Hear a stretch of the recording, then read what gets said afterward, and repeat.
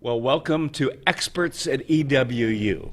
Now, we had an opportunity 4 or 5 months ago. I believe so. To be out at Eastern and to talk to a couple people.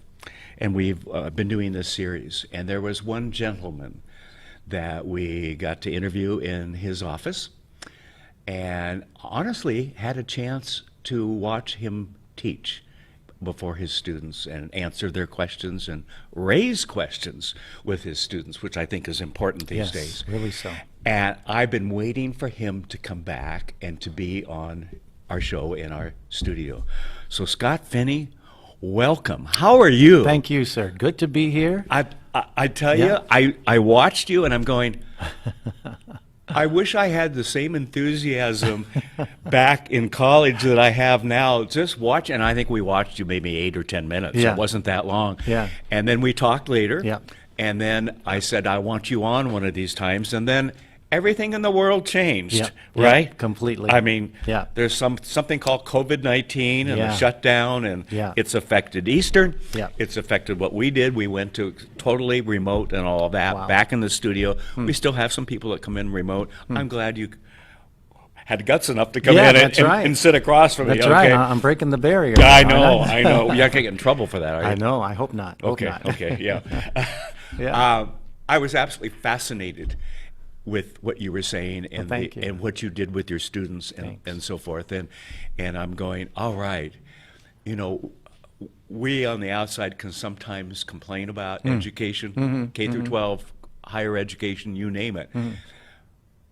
But I was renewed with the faith that good things are happening when I Great. just saw that 8 or 10 minutes with Thank you. I Thank didn't you get for to that see anyone feedback. else, Yeah. and I'm sure they're probably close to being as good as you, Well, right? thank you. Thank you. I appreciate that. You do a lot out at Eastern, Yeah. okay, and you head up the Africana Studies program Yeah. that you direct. And I remember you're listing all of the things that you do. But before we get into that, let's also talk about your background, because you mentioned where you came from and Yes. some of the people that you knew and your family knew Yeah. and all of that. You bet. And that gives a whole different perspective, and I was fascinated by that. Wow. So let's go back, start with a little history. Sure. You bet. You bet. I grew up in the Bay Area Yes. during that great decade known as the 1960s. Yes. So I was right there. But you're not as old as I am. No, apparently not. Yeah. We'll have to see what our birth certificates say. You Okay. never know. You never know. No, I'm a baby boomer toward the late end of it, but I'm still a baby boomer. I'm first year baby boomer. Oh, first year. Yeah. Okay. Yeah. Okay. I wouldn't have guessed that. That's great. Thank you. That's great. Yeah. Thank you. Yeah, yeah. I'll pay you later. You bet. But growing up in the Bay Area Yes. was something in Yes. the 60s. Yes, it was. You had the clearly the civil rights movement that exploded there. Yes. With the free speech movement and eventually the nonviolent approach that Dr. King brought in. And of course you had the anti-war thing going on. And Yes. Very, very strong. And then you had the counterculture, the Yes. hippies in San Francisco, Haight-Ashbury. Right. And then the women's lib movement came on as well, and before you know it, it was a social revolution. It really was. And a capsulized right there in Oakland. Right. And so I grew up the youngest of 7. Okay. We had 6 boys and 1 girl, and my oldest brother was actually in the college campus cafeteria when Huey Newton, who is our cousin, and Bobby Seale founded the Black Panthers. Oh my gosh. In 1966. I knew there was that connection. I had forgotten that. Yeah, Wow. Yeah. So our cousin actually, who was a law student at the time, and who was driven, but like we all were, what's the best way towards social justice? Okay. I mean, this was the tune, this was the anthem within our hearts. And so the Black Panthers was a kind of an approach to deal with the police brutality. Right. But not only that, but it was also with its 10-point program to increase the quality in the neighborhoods with library registration drives, food for shut-ins. There was That weren't getting the attention. and it wasn't getting the attention right. because they did have an aggressive approach to confronting police. Police brutality was a big problem. Yeah. And in Oakland. And so rather than let it happen, the Black Panthers took it upon themselves to make sure that the codes of the law within city limits of Oakland were pronounced as they saw someone being confronted by the police. Right. And then at the same time, back then in California, it was legal to have your ammunition and your guns out on your person. Okay. So they came armed. Yes. They actually carried out an armed patrol and a surveillance. Okay. To educate the setting that was going on during an arrest, and to even tell the police, if you need to go so far, we can be here for a little man-to-man action, bullet to bullet, if you like. But it wasn't something they attacked, but they just said, We're here. We're here. Yes, okay. And that left quite an impression on us. Yeah. And actually, the arrest rate and the brutality rate went way down for Okay. 5 years until somebody named J. Edgar Hoover and the FBI did some other Yeah, things. yeah. But that's a whole nother story at another Yes, time. But we yes. saw, here was an effort not to destroy things, but to bring things back to alignment of fairness. And put a clear spotlight on Yeah, it. that's really what it was. Yeah. It really was, yeah. And I would say it provoked a lot of discussion, because at the same time you had Dr. King saying never use guns, never impose, Yes. never be, intimidating. So we had this debate going on in my household. My oldest brother was, he was even in the Black Muslims. He Okay. went and heard Malcolm X speak. He was, of course, drawn by the Black Panthers. My second oldest brother was, hey, let's make love, not war. It was in San Francisco. He moved to San Francisco and got into the Haight-Ashbury whole scene. And he thought, hey, counterculture's the way to go. Okay. And the Beatles and everybody else had a lot of, songs to confirm Yes, that. I've heard that. You've heard a little bit about that, yeah. And then my third oldest brother was involved with Berkeley unrest regarding student activists. Okay. And so the debate about social justice was And always how something. old were you during a lot of During this? that time, I was 9, 10, 11, and 12, Okay. Yeah. I was 11 years old on April 4th, 1968, when Dr. King was assassinated. Okay. And we saw Oakland erupt Yes. into a race riot immediately. And 125 other cities across the country also did the same Yes. that same night. So there was this drive. What about waiting, using nonviolence, or what about some instant change by using apparently the language of the powers, and that power is to understand violence. So there was this debate going on. We knew deep down inside violence is not the way. Right. But there was a kind of But tiredness. sometimes you have to make a You statement. got to make a statement. Yeah. You got to make a Right or statement. wrong. Yeah, Okay, exactly. right. Yeah. And really, when you think about Dr. King, his nonviolent approach is really to do the same that the violence somewhat planned to do, was to awaken the conscience, Yes. was to increase awareness. Because protest is of course, a part of an amendment in our Constitution. Yes. But it's to stir up the consciousness, the awareness, and even the conscience of others Yeah. to something that's unjust and unjust continuously. So I would say we saw a lot of options, and I can was only driven. imagine the conversations going on in Yes. your household. Yeah, it was really Okay? something. It was really amazing. Wow. Yeah. But when you consider 225 years of slavery, Yes. and then actually from 1619, when the first Africans came here, not as slaves but as indentured servants, from 1619 they experienced a kind of an unofficial quarantine. And you could say Jim Crow segregation started right when they came here Okay. to Jamestown, Virginia.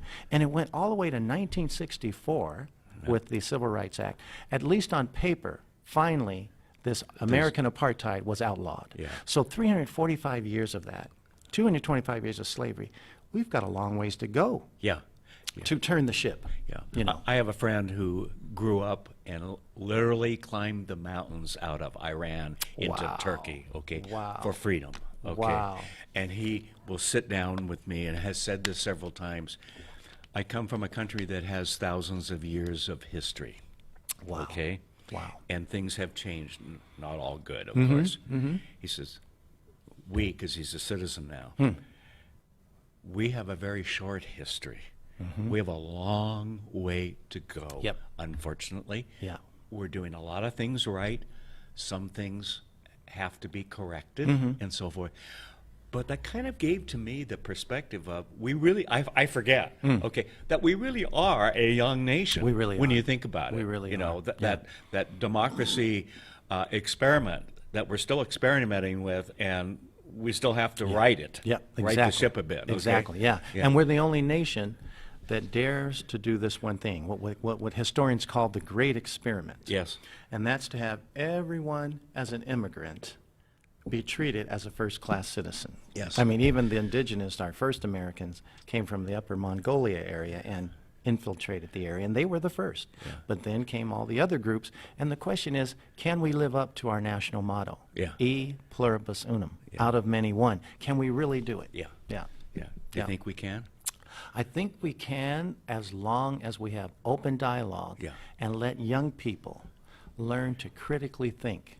Because I think in the heart, Oh, what a good statement. I really do That mean really that. is Yeah. a good statement. I The really critical do. thinking Yeah, part is critical, yeah. so good because really mean that. because it needs to move from the emotional Yep. to the critical thinking. that's right, that's right. And take some positive action. Yep, You yep, know? 'cause I think- and I I think get so. the protesting, and Yeah. I get the sign waving, Yeah. and all that. That has never done anything for me. Mm-hmm, Okay, I mean I've never done any of that. Mm-hmm.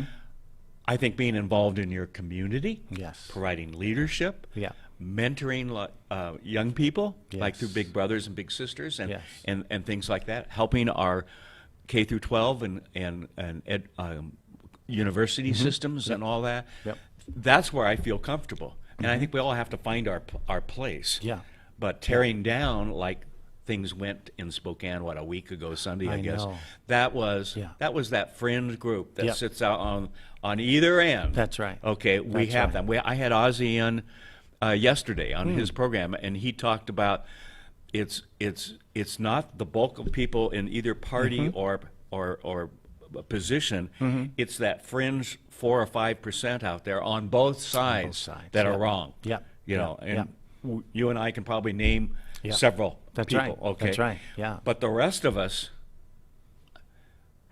I think by the turnout for the protesting Mm-hmm. of this community, that was who we are. That was impressive. Absolutely. That I didn't really think was. we'd have those Yeah. kinds of Right, numbers and right. so forth. Exactly. And who Yeah. was more concerned this last Sunday about what might happen?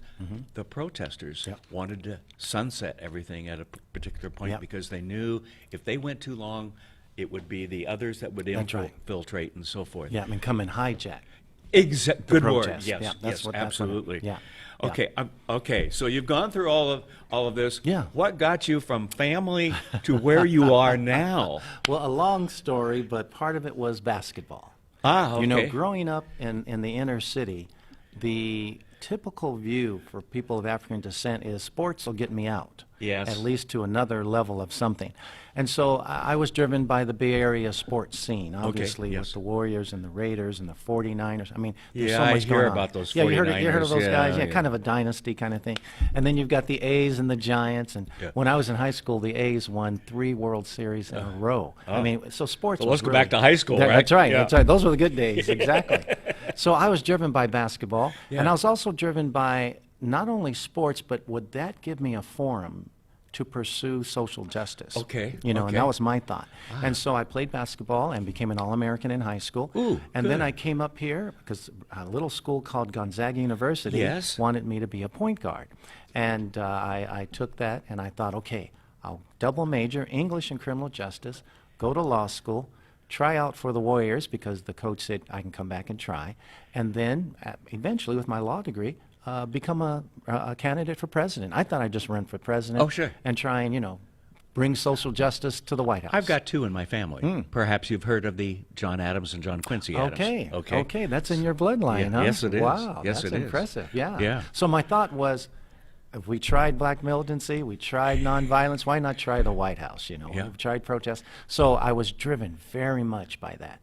And that's what made education so rich to me. Yes. Because now I'm going to have critical thinking, kind of an interchange with professors and students to understand how can we make it? How can we get there? I'm going to ask kind of a stereotypical question. Sure. You're in Oakland. You're in a black community primarily, Yeah, right? yeah. Sports, I get that.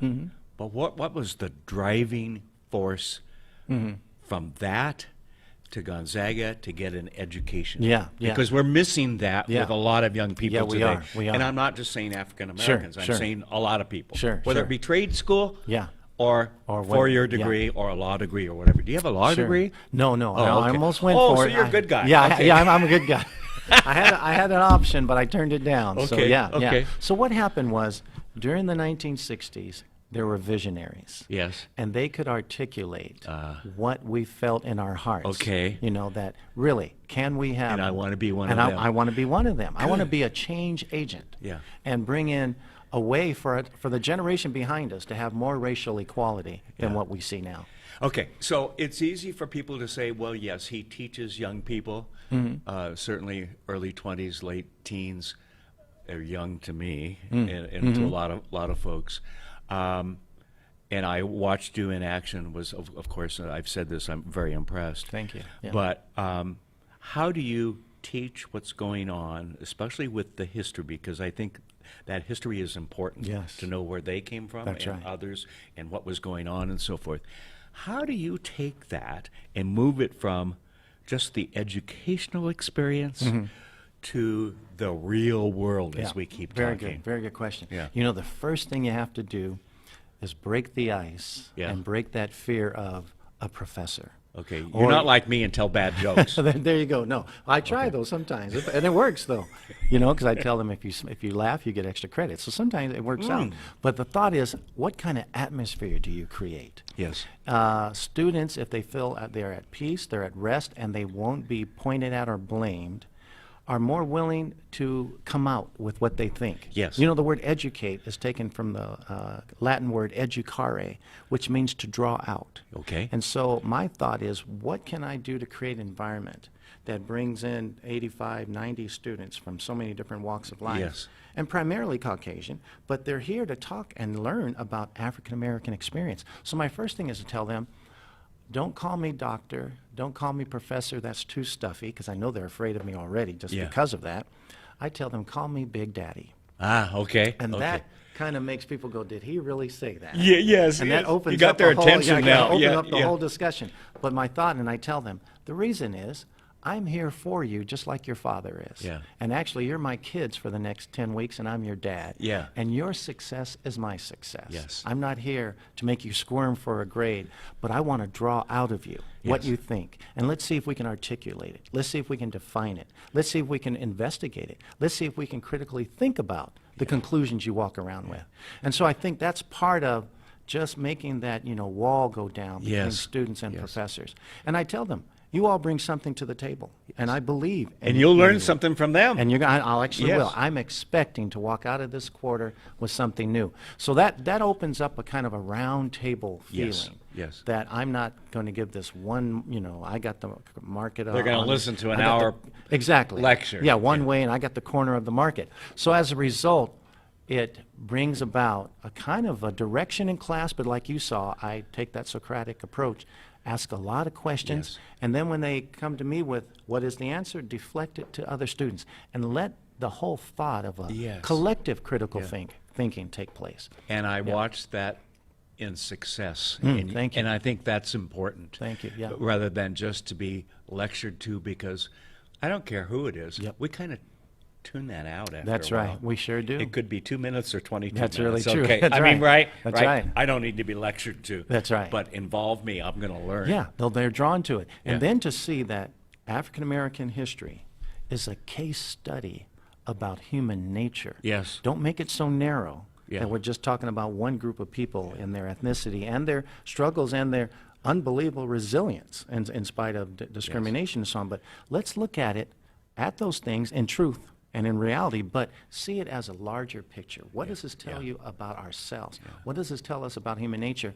And what is it about current events that have this umbilical cord from back in the past that we can trace and see, oh, this is why this is going on here. So what I'm really trying to do is make every student a social scientist. And it's a lot of fun. I mean, I just have a lot of fun. I'd rather not be doing anything else anywhere else in the world than what I'm doing. Wow. Yeah, it's like getting paid to do my hobby. Yeah. That's how I feel. My gosh. Well, that showed, as I mentioned. All right.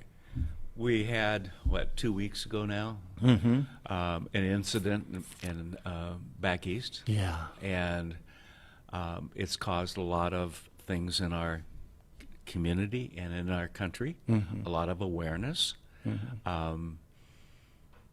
One of the things that Ozzy said yesterday is that if you really listen to the video, you'll hear the other 3 officers tell the one officer to get off. Wow. But he didn't, okay? Wow. and things like that. I mean, those kinds of things aren't really being reported. But he made the point, and I've heard it from several in law enforcement. There's nobody more upset, Kent, than the rest of us as policemen and deputies. That's great. That represents us, and that's not who we are. Do we have great. bad people? Right. My gosh, we all do. Who doesn't? You can probably Who identify doesn't? some professors out at Eastern Exactly. or Gonzaga That's or right. somewhere else, That's okay? right. Yeah. I can in this profession. We Yeah. all can, Yeah. okay? Again, that's the fringe. And Ozzy, of course, he's rid of about 80 deputies Wow. in his 14 years that did not live up to the standards. Good for him. He's quite a man. Yeah, I yeah, really, yeah. I really Isn't appreciate him. he? Oh, He yeah. really is. Yeah. One of his heroes is Martin Luther King. I didn't know if you even knew I didn't know Yes, that. he's got 3, and I don't remember who the other 2 are, Wow. to be honest with you. Huh. But, okay, so what all that's going on, I'm going to guess that this question kind of comes up every so often. What are you telling people when they ask you what's going on? Because you have kind of a unique perspective, Sure. and you have the history Yeah. that not a lot of us have. Yeah. Okay? Yeah, I appreciate so, that. bring us into focus a Sure. little bit of how you see things on a national level and what happened there and what's happening in our communities. Yeah, this is something. I would say, first of all, that the issue of race in this country has been an undercurrent kind of, Oh, yes. how would you say, momentum. And now things like this bring it to surface to Yes. where we have to look at it face to face, Yes. And I believe most people, any decent person, regardless of their ethnicity or race, they are astounded that this kind of thing could happen Yes. in the 21st century. And yet, many African Americans will tell you this is a pattern, this is a generational thing that finally is being brought to surface. Yeah. So there's this, I've been waiting, and there's this kind of racial battle fatigue going on within the African American, context and mindset. But the thought is still, can we go on progressively and positively if we are willing to face up to things? Yes. And this is what I believe, and I've been asked even by Politico yesterday. I told them, Politico.com asked me, I said, really, the African American struggle has been one of race-related inferiority and Yes. race-related discrimination. And Dr. King and Malcolm X stood for two sides of the same coin. Okay. And, Yeah. and those are collective rights and individual dignity. And in a sense, clearly, Dr. King brought in the view of collective rights, and all Americans bought into that. And that was something African Americans did not have Yes. until the 60s, Right. Of course, with Emmett Till and what opened up there. Now, that brought the side of collective rights. Malcolm X also was on the side of individual dignity. He said you have to know who you are first before you can shake someone else's hand and okay. be in harmony. He believed in harmony, but he believed in self-definition first. Okay. And that's a big thing. And so what we're seeing today, because he was cut, February 21st, 1965 by the assassin bullets, he was cut short at the age of 39, Wow. of course. So was Dr. King in 68 at the age of 39. If only those two could have Yes. lived to 89, Yes. which would have been almost what they would be today. So he was cut off, and in a sense, the individual dignity issue got planted into African Americans, and there was a strengthening of black awareness, black culture, black literature, black thought, Right. black philosophy. And yet, at the same time, there was a waning as the Vietnam War, as Watergate Yes. came along, as materialism came along, and the me generation of the 70s. And in a sense, that idea of sweeping changes was lost. That was there in the 60s. Yes. Now, what happened, I think, with the murder of our brother George Floyd was this. Young people of all races, of all ethnicities, had something put in their face. What about individual dignity? Yeah. It wasn't about collective rights, Okay. but it was this idea of how can a man be subjected to that kind of treatment?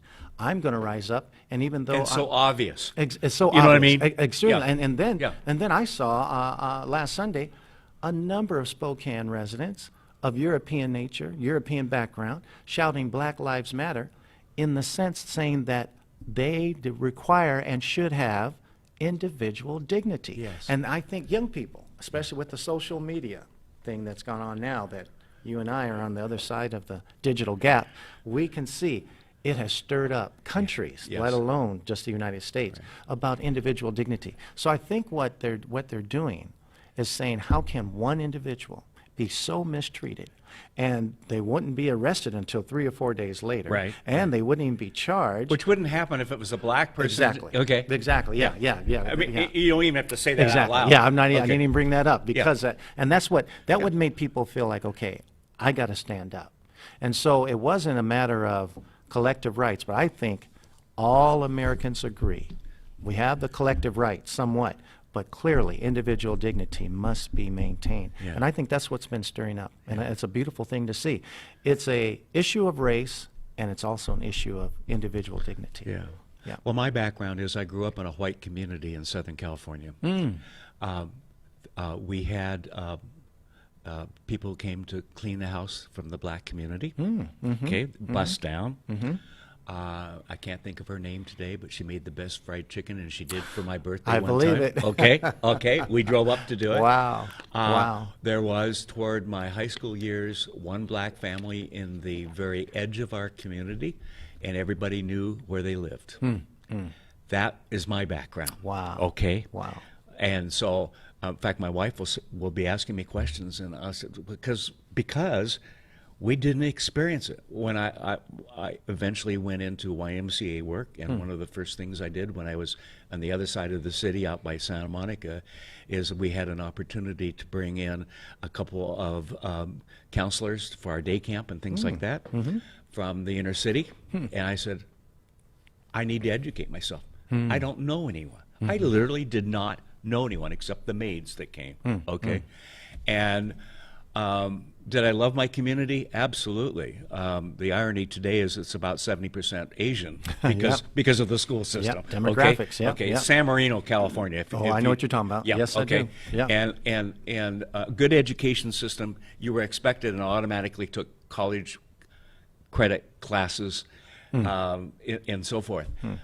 But I knew there were different things out there, and what I really knew was that summer when I was taking back a bus or something in 1965 down in Watts. Wow. Okay. That's That where it was all my- started. That's my introduction. Okay. Okay. Okay. And I'm willing to tell people I came from that. Okay. Wow. And so I have made myself educate myself. Am I perfect? No. I honestly, do I see the blackness in you? Of course I do. You see the whiteness in me, okay?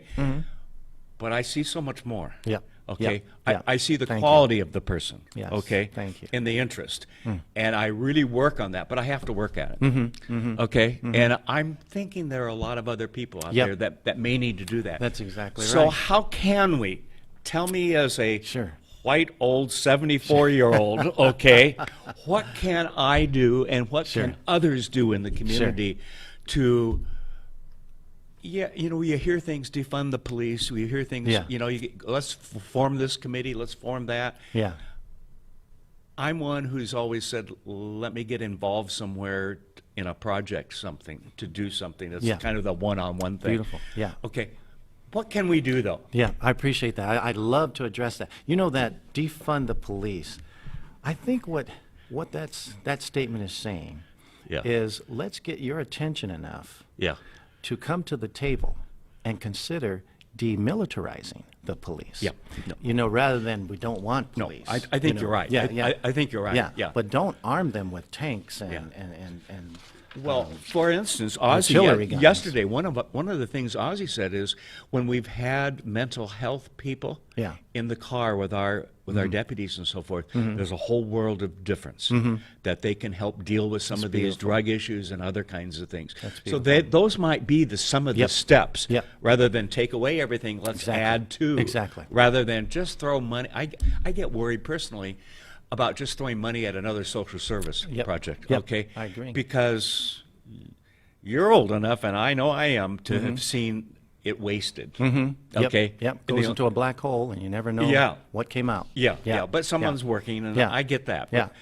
But okay, so what practically can Good. I do? Appreciate it. Sure. Yeah. Here's what I think We can engage in conversation. We can engage in open forum. We can engage in town hall discussions over, I don't know, I'll kind of give you what I've kind of brought up, I would say, after all my years since 1992 of teaching publicly at Eastern Washington University, which has been a great place to afford me freedom, academic freedom, and interaction, and at the same time a support level. I can't say enough about Eastern Washington University. That's nice. Beautiful setting there. But here's what I think. If we could sit down and talk, what are the sources, what are the pillars of prejudice and discrimination? Because we know those two things are a human heart disease. Not only one type of person has it, it's not only a certain region, it's a human condition. So I've kind of engaged my classes, and every time I can have an open forum, I like to talk about at least 5 key sources of where this thing comes from. That's in every human being. Of course, in this country, because of the numerical majority of European Americans, we see it from one side toward the other. But that doesn't mean it's not within every one of us, because it's a human thing. Now, here's what I found out.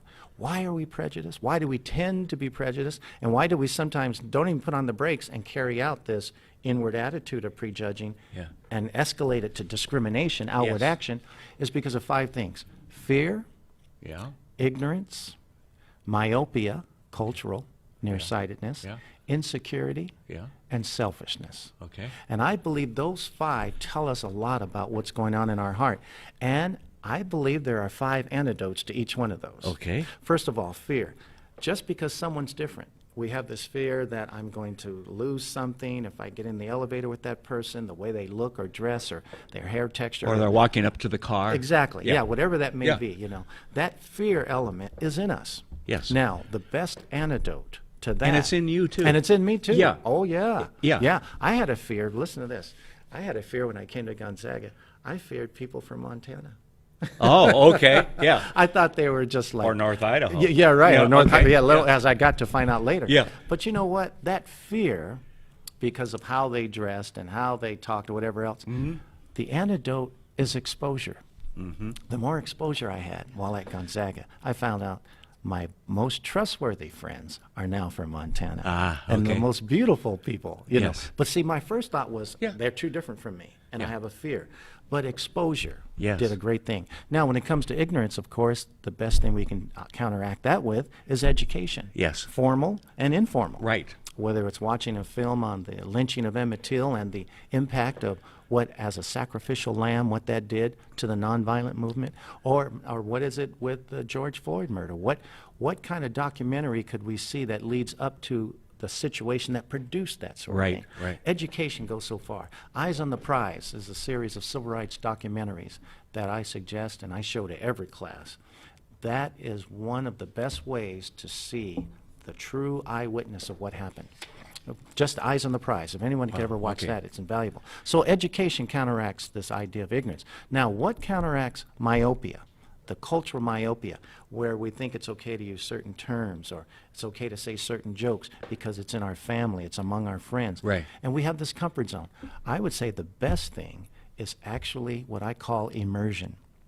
If you could put yourself in another country or in another part of this country where they don't talk like you, they don't eat like you, they don't look like you, or even go to a Native American, indigenous folks powwow and sit and get the feeling of what the first Americans really went through and what they do to celebrate their beauty and how they express their collectivity and how they have a kind of an aspiration that uplifts humanity. Just to be in that kind of setting will definitely take you beyond your nearsightedness of your cultural safe comfort zone. And then when it comes to, my goodness, insecurity, you know, which is why people join gangs and why people join militia groups, whatever it may be, insecurity, I think, can only be answered by a sense of dignity. A sense of God-given dignity, inherent at birth congenital worth. The word dignus. I was going to say, that we're worth something. We're worth something, The word dignus in Latin is just worth, and we translate that to dignity. So if we have a sense of our own worth, not based on peer pressure, not based on so-called acceptance, it's that the value innately that I have makes me something of worth. That can counteract the insecurity. Then lastly, selfishness. That's the hardest one. Yeah. Selfishness catches us all. Yes. Why do we tend to see others go down happily? Because that leaves me up. Yes. You know, that kind of thing. And selfishness can only be counteracted by sacrifice. Okay. And sacrifice requires vision, requires some type of sight that takes you beyond the palm of your hand, Yeah. being willing to walk through even a wall of fire, Yeah. you know, that kind of thing. And when I say sacrifice, Robert Kennedy, Malcolm X, Dr. King, they surely sacrifice. Yeah. What I mean is, are we willing to sacrifice our face and say something when we hear a racial joke or a racial slur? Yes. Or when we hear some type of statement about a female? Are we willing to, I would say, break that chain of Yeah. behind the door, Yeah. under the Where rug? we think we're safe. Yeah, where we think we're Yeah. safe and someone is saying something. Are we willing to ruffle a little feathers, rock the boat a bit, even politely? It may be someone older than you, and we should be respectful Yeah. towards people older than us. Or it may be our parents, and we should definitely be respectful. But are we willing to rock the boat and say, I don't agree with that, and don't say that around me, or else I'm not available to hear such things? That we have to sacrifice our face. Yes. You know, and I believe those antidotes can actually answer those 5 sources of prejudice and discrimination. Wow. Yeah. I've got to ask you a question before we kind of Sure. finish up here. Sure. Will you come back often? Yes, I would Because- love to. Because I would love to. I know our viewers are going to love this. As a matter of fact, in Great. the last week or two, I was Huh. just telling our tech guy, Vinny, that the one we did with you out at Eastern Yeah. has been pulled up and seen in the last week or 10 days. Oh, I'm happy And to I'm hear going, that. all right, wait till Oh. they see the new one. I'm you know? happy to hear that. Yeah, yeah. Wow. And it had something like 5,000 views, Oh, that's which wonderful. is like being number 2 TV station in town. That's wonderful. In fact, Lance has to buy me breakfast. Oh, look at that. Because he said if it gets to 5,000, You broke the threshold. Yes, I did. I did. Yeah, give him a bad Oh, time thanks next for time that you good talk. news. I appreciate that feedback. Your attitude, your presence, your education, I envy. Thank you. Okay? Thank you. I want to learn more, okay? Mm-hmm. And that interest now in my senior years of learning more, and I think there are a lot of others out there. And as you know my background from San Marino and so forth, it's been a trail to get to where I am now. Wow. Wow. Okay? And so selfishly, I want you back.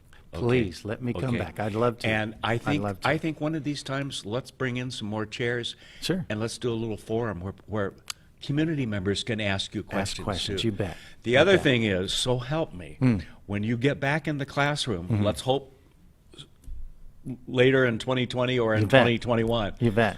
I want your class schedule so I can Okay. come out. That's a deal, Do I have sir. permission to That's- do that? That's a deal. You Okay. bet. You bet. And Absolutely. I also want to say this. You inspire me. Oh, thank because here you are in your 70s, and you're still saying, I want to be a student. Yeah. And that's my thought is, may I, when I reach my 70s, may I be just like you. I want to learn. I Yeah. want to take in. I still want to say, I don't know enough. I surely don't know it all. No. Teach me. Let's be educated. And let's turn the mess that we've inherited. No one's responsible for this. We've inherited it. Yeah. But let's make it better for the generation behind us. I think we can. Any parting words? Yeah, I would just like to say that I think young people should be applauded for stepping up, for rising up, and to step across all barriers to show that there is something deep within the human psyche that wants individual dignity and freedom for everyone, regardless of their outward makeup or their lifestyle Yeah. or whatever it may be. Right. So I think let's applaud the young people. They give us hope, and I think we need to keep pouring into them what we can and Absolutely. receiving what we can learn from them. Absolutely. Yeah, you bet. Thank you for today. You bet. Thank you for what you Thank do you. out there. Thank you. Thank you for the one we did a couple Yeah, that months was a ago. lot of fun. And You all bet. of that. You bet. I'm going to hope that this gets twice the numbers. Great. And I think it will. Great. Just because of all that's going on right Sure, now. sure. Am I allowed to shake You your bet. hands Let's in do this it. Let's COVID do it. I thing? think we're okay. We're All right. okay. Thank you very Thank you, much, sir. Scott, for Thank doing you. this. I Thank appreciate you. it. Thank and you. thank you for watching. I hope you'll watch this. I hope you'll share this on Facebook and other media with some of your friends. And we'll have Scott back next time on Experts at EWU.